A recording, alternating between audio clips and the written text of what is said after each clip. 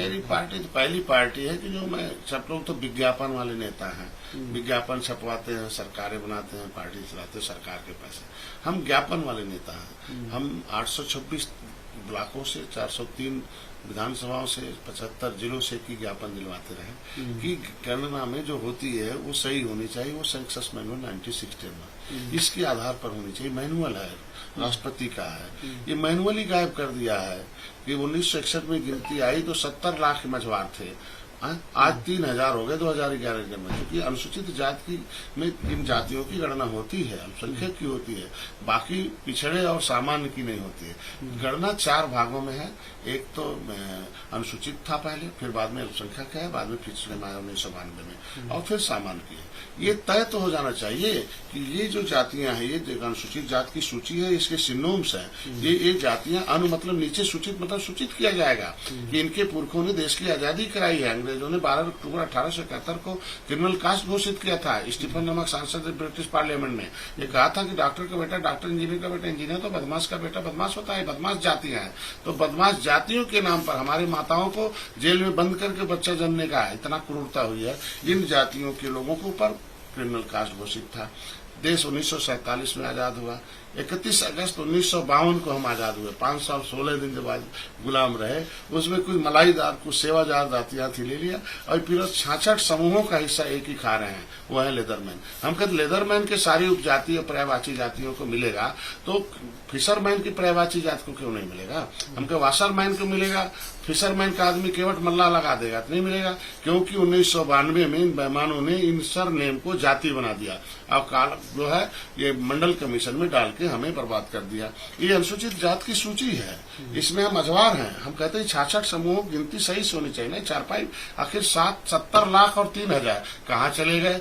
हमारी गिनती नहीं हुई। तो ये विसंगति दूर हो जाए तब गिनती हो तो ठीक है। क्योंकि देखिए 31 दिसंबर 2016 को राज्यपाल ने उत्तर प्रदेश में ये अपने अधिनियम का लिखा हुआ कि उत्तर प्रदेश लोक सेवा अनुसूचित जाति अन्य पिछड़े वर्ग के अड़चन 1994 के धारा 13 के अधीन शक्ति का प्रयोग करके राज्यपाल को उक्त अधिनियम में अनुसूची 1 से निम्नलिखित संशोधन करते हैं। इसमें से 12 नंबर पर कहार कश्यप, 13 से केवट मल्ला निषाद, 14 कुमार प्रजापति, 29 से धीवर, 38 से बिंद और 40 से भर राजभर को निकाल दिया है। एक कह दिया कि ये सब अनुसूचित जाति के हकदार हैं, और इन्होंने कह दिया कि 12 जनवरी को कि इनको कंप्यूटर से डिलीट करके नहीं सूची तैयार करो। तो हमें तो पहले ये तय हो जाए कि जाति कहाँ है, तो ये विसंगति दूर कर ले। विपक्ष तो इस पर नहीं बोल रहा कि पहले विसंगति दूर किया जाए तो जातिगत जनगणना हो। ये तो खाली हमें पिछड़े में डाल के मलाई खाना चाहते हैं। ये जीवन भर चाहते हैं कि पिछड़े सूची में बने रहें, हमें वोट देते रहे, अधिकार पाते न रहें, निकालते रहें, लटकाते रहें इनको। तो मैं ये चाहता हूँ कि गणना होनी चाहिए जातिगत, लेकिन कौन जाति कहाँ है ये निर्धारित हो जाए, और सेंसस मैनुअल 1961 के आधार पर होना चाहिए। इसमें फिशरमैन को ऑक्यूपेशन में फिशरमैन, क्राफ्ट्समैन को माना है कि ये अनुसूचित है। और ये पर्यायवाची जातियां हैं। यहाँ देख लीजिए मझवार के पर्यायवाची जातियां केवट और मल्ला सीधे लिखा है। यहाँ देखिए भर जो है, यहाँ भर को जो है पासी लिखा हुआ है। हम कहते हैं यहाँ जगह शिल्पकार को कुमार प्रजापति लिखा हुआ है। तो हम कहते हैं लेदरमैन के सारे होता तो इनका भी होना चाहिए। पहले विसंगति दूर हो जाए तो जनगणना हो, और ऐसा संभव नहीं है क्योंकि 6 महीने चुनाव है। विसंगति दूर करने पर हम प्रयास कर रहे हैं। भारतीय जनता पार्टी ने सहमति भी दर्ज करी कि विसंगति दूर हम करेंगे। तो अब विसंगति दूर न होने पावे उसके लिए बीमारी पैदा कर रहे हैं। रहा बात निश्चित जो कल मिले हैं जनगणना होनी चाहिए, नीत और नियत में खोट है उनके। बिहार जो है बंगाल का एक पार्ट है। जब बंगाल से अलग हुआ था तो बंगाल की सूची में केवट मल्ला अनुसूचित जाति की सूची में है, तो बिहार से कैसे गायब हो गए? सूची तो आनी चाहिए ना। पहले वो विसंगति दूर कर ले, केवट मल्ला को पिछड़े में क्यों डाले हैं, क्यों बर्बाद कर रहे हैं? तो पहले सूची सही कर ले कि कौन व्यक्ति कहाँ गिना जाएगा, ये राज्य सरकार को करना है। अपनी नाकामी छुपाने के लिए केंद्र पर दबाव डालना है। हम जनगणना के पक्ष में सबकी गणना होनी चाहिए, लेकिन विसंगति तो दूर कर लो। जो पावर आपके पास है, क्यों नहीं राज्य सरकार विसंगति दूर करती है? नीतीश कुमार कह रहे हैं कि प्रधानमंत्री से मिले हैं और उनका नतीजा पॉजिटिव आएगा। निश्चित रूप से प्रधानमंत्री ने कह दिया कि भैया जो अच्छा होगा उसे करेंगे। प्रधानमंत्री से भी मैंने ज्ञापन दिया है कि ये विसंगति दूर होनी चाहिए। तो मैं प्रधानमंत्री को धन्यवाद दूंगा ना कि विसंगति दूर करने के लिए समय ले रहा है ना। भारतीय जनता पार्टी करे, हम जनगणना के विरोध में नहीं है, लेकिन उसमें क्या प्रभाव पड़ेगा तो देखा जाए। तो आखिर ये विसंगतियां दूर हो जाए तब जनगणना होनी चाहिए, पहले होनी चाहिए। भाई ये लोग कहते हैं गिन दो चाहे हमारे पास पिछड़े, भाई ढेर सारे जितने अनुसूचित जाति चाह रहा है, जितने सरनाम हो पिछड़े में डाल रखा। अब इनकी हिस्से हाथी खाती है, साइकिल खाती है, ऐसा कैसे चलता है मालूम। ये विसंगति दूर होनी चाहिए पहले, तब जनगणना होनी चाहिए। विसंगति।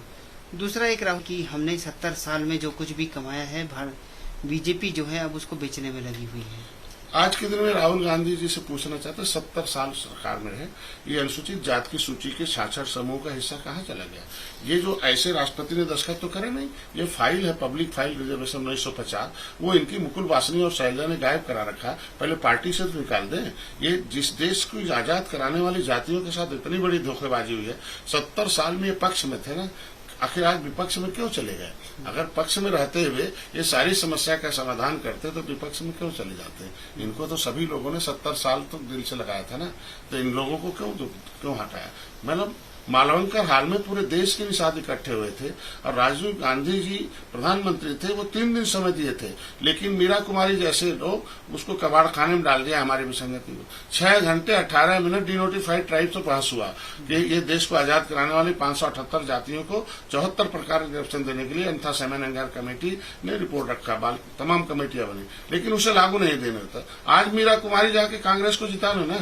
हम कहते हैं आज के दिन में सारी जातियों ने उनके ऊपर विश्वास जताया था 70 साल से, लेकिन धोखा दिया और कुछ ही एक विशेष वर्गों को उन्होंने अपने साथ रखा। आज वो बोलने के हकदार नहीं है और न जुबान खोलने के हकदार है, क्योंकि 70 साल बहुत लंबा समय होता है। 70 साल में सारे समस्याओं का समाधान हो सकता है। हमसे 20 साल बाद आजाद होने वाले देश आज हमसे 20 गुना ऊपर है। तो 70 साल में हमें कहाँ पहुंचा दिया कि देश जब आजाद हुआ तो 1 रुपए का डॉलर 1 बराबर था। जब अंग्रेज आए थे तो 20 गुना गरीब थे। तो 70 साल में हम तो आज 76, आज अंग्रेज आते हैं $1 देते 76 के बिस्कुट पाते हैं। तो आज हमारी देश की इकोनॉमी कहाँ चली गई। इस देश की इकोनॉमी विदेश जाने का दोष तो कांग्रेस के ऊपर है ना। आखिर उन्हीं के हाथ में 70 साल था ना, तो आखिर कैसे डॉलर बढ़ गया, रुपया घट गया।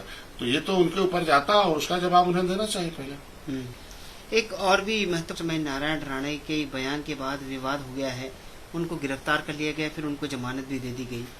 आप क्या कहना चाहेंगे, किस तरह का ये जो घटनाक्रम हुआ है, इस पर आपका क्या प्रतिक्रिया है। पहले तो लोगों को बयानबाजी पर लगाम लाना चाहिए और संविधान समस्याओं का समाधान है। मर्यादा के अंदर रह के राजनीति करनी चाहिए और अमर्यादित भाषाओं का अमर्यादित काम करके कुछ लोग सस्ती लोकप्रियता लेना चाहते हैं कि हम राजनीति में कैसे ऊपर रहेंगे। कुछ ऐसे बयान हो जाए जिसपे मुकदमे हो जाए, गिरफ्तारी हो जाए, अखबार में छप जाए, कोई विरोध कर दे उसका भी अखबार में चल जाए। ये नाटक है 70 साल का। इस नाटक से समाज सब पूरा देश समझ रहा है। इस समय देश के विकास के लिए, देश के रोजगारों, नौजवानों, किसानों के लिए कोई काम नहीं कर रहा है। उसके लिए कोई बयानबाजी नहीं होगी, उसके लिए कभी नहीं आएंगे कि कैसे रोजगार, उसके लिए कभी नहीं धरना प्रदर्शन करेंगे, नहीं तो कभी सदन में आवाज उठाएंगे।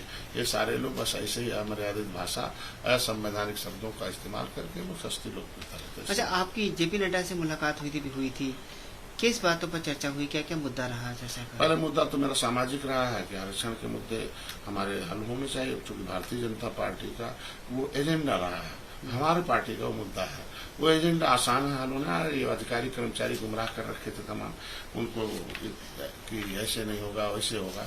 जब मेरे पूरे प्रमाण के साथ में उनके सामने आया कि भाई ये राष्ट्रपति ने हमें निकाल रखा, हम लोग केवट मल्ला को मेजबान मान रखा है, हम सर नेम है केवट मल्ला, हमें जाति नहीं है। जैसे जाटा और लेदरमैन की जाति दोहरे ओहरे सब लिखेगा, जब वो लिखेगा रावत मतलब भारती लिखेगा, वर्मा लिखेगा, आपके जो है गौतम लिखेगा, द्वारे लिखेगा, कुछ भी लिखेगा, रविदास लिखेगा, लेकिन उसको लेदरमैन का मिलेगा। धोबी, रजक, बरेठा, कनौजिया कुछ भी लिखेगा। हम कहते हैं आज के दिन में पासी जो है पासवान लिखेगा, रावत लिखेगा, सब लिखेगा, तो उनके सरनेम को मिलेगा। मजवार का बेटा अगर सरनेम लिख देगा कोई तो नहीं मिलेगा। और उस सरनेम को जाति बना दिया था गलती से और राज्यपाल ने उसे निकाल रखा है। ये सारा कुछ उन्हें दिया कि कंप्यूटर से निर्मित हुआ और मजवार का नया सर्टिफिकेट जारी करने देने का आदेश कर दिया जाए। पिछली सरकारों ने एक लिखना लगा दी, उसकी जो समाज कल्याण विभाग उत्तर प्रदेश का, चाहे अनुसूचित जाति आयोग यहाँ दिल्ली, एक ही बिरादरी के लोग उसमें 99% लोग हैं, एक दो कोई होते हैं। तो मैंने उनसे कहा तो तैयार हो गए, उस पर जांच चल रहा, जो चुनावी मतलब उसके जो दस्तावेज हैं उसको इकट्ठे किए जा रहे हैं, उस पर काम हो रहा। दूसरा, पिछली सरकारों ने हमारी रोजी रोटी छीन लिया था 2007 में बहन जी ने। हमने कहा भाई कम से कम भोजन वापस कर दीजिए, आपके पास पावर है, बहुत बेसब्री समाज इंतजार कर रहा। तो उसके लिए भी वो तैयार हो गए, तो इंक्वायरी शुरू हो गई। बाकी मेरे मुकदमे जो थे, मैंने बताया भी 100 लोग हमारे मुकदमे में फंसे हुए, पिछली सरकारों ने फर्जी मुकदमे रखा है, तो उन्हें भी मुक्त किया जाए, जिसे हम 2022 में प्रचार में लगा देता है। सीटों पर भी परिचर्चा हुई कि हमें निषाद पार्टी, उन्होंने खुद ही कहा भाई कितने अपने सिंबल से जीत सकते हो, सर्वे करके हमें बताओ। तो ये अच्छी बात रही है कि कम से कम सहयोगी दल वो हैं। और मेरे लिए, हमारे समाज के लिए लोग हल्ला कर रखा था पहले से कि डॉक्टर साहब अपने सिंबल पर नहीं लड़ेंगे, ये है वो दुनिया भर का, तो उसका कम से कम अच्छा जवाब रहा। उन्होंने कहा कि अपने सिंबल पर कितनी सीटें जीत सकते हो, क्योंकि 2022 सीट लेना और जीतना दोनों अंतर है, सरकार बनाना, जीतना और सरकार एक पूरक है। तो जीतने के लिए जितनी सीटें अपने सिंबल से जीत सकते हैं, सर्वे करके हमें जल्दी बताइए, और उसमें हम लोग रणनीति पर तो कितनी सीटों पर आपका होल्ड है और कितनी मैंने सीटें उनसे आपने बता दिया मांगी कि है 160 बीजेपी से? सीटें निषाद बाहुल है, जिसमें हम आपकी मदद करेंगे।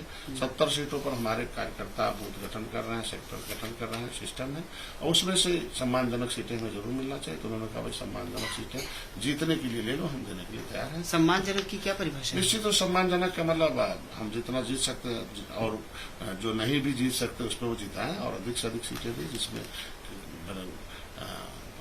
2 दर्जन से ऊपर सीटें हमें मिलनी चाहिए, कम से कम 2 दर्जन। हाँ, 2 दर्जन से ऊपर सीटें मिलनी चाहिए। और